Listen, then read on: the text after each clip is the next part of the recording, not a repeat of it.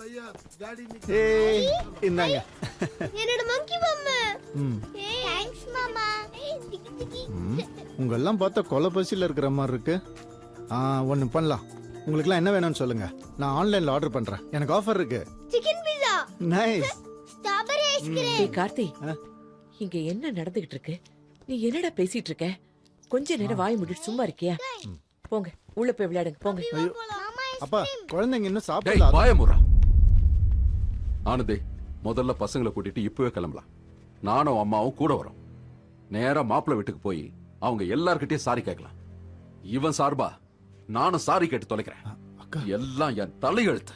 ஆமா ஆனந்தி, அப்பா சொல்றதுதான் கரெக்ட். இவனை நம்பி நீ உன் வாழ்க்கையை கோட்டை விட்டுறாத. நாங்க இவனை சென்னைக்கே கூட்டிட்டு போயிடுறோம். நீ கிளம்பு. இல்லம்மா, என் மாமனார் வளர்ப்பு சரியில்லைன்னு அப்பா பத்தி தப்பா பேசினாரு.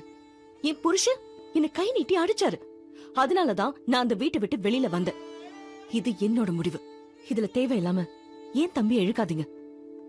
இங்க பாரு ஆனந்தி, இவன் பேச்ச கேட்டு நீ ஆடிட்டு இருந்தவை இன்னைக்காவது நீ குவார்டர்ஸ்ல தான் இருக்கு. நாளைக்கு உன்னை நடு ரோட்டு கொண்டு வந்துருவான். உன் மொத்த லைஃபும் ஸ்பாயில் ஆயிடும். அப்பா, செல்ஃப் ரெஸ்பெக்டோட வாழணும்னு நீங்க தானப்பா கத்து கொடுத்தீங்க. என் புருஷனும் மாமனாரும் எப்ப என்கிட்ட சாரி கேக்குறாங்களோ அப்பதான் நான் அந்த வீட்டுக்கு போவேன். என்னம்மா சொல்ற நீ?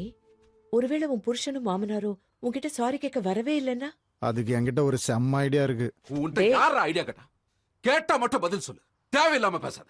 புரியுதா? புரியுதாடா? என்ன ஐடியா சொல்லு, கேக்குறேன்ல. வேணாங்கா, திட்டுவாரு. பரவாயில்ல சொல்லுடா. Divorce notice. According to Domestic Violence Act 1863 under section 498A, ஒரே ஒரு டைவர்ஸ் நோட்டீஸ் அனுப்பிச்சா போதும். அதுக்கப்புறம் அந்த வீட்டில் இருக்கிற ஐஏஎஸ், ஐஎஃப்எஸ், டாக்டர், லாயர் எல்லாரும் திருச்சி வந்து நிப்பாங்க. ஏன்னா அவங்களுக்கெல்லாம் இமேஜ் ரொம்ப முக்கியம்.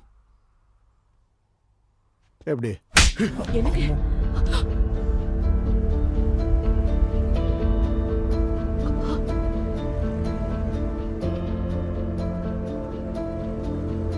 கார்த்தி, கார்த்தி, அப்பா இப்ப எதுக்கு அவன் அடிச்சீங்க? அப்படி என்ன அவன் தப்பா சொல்லிட்டா?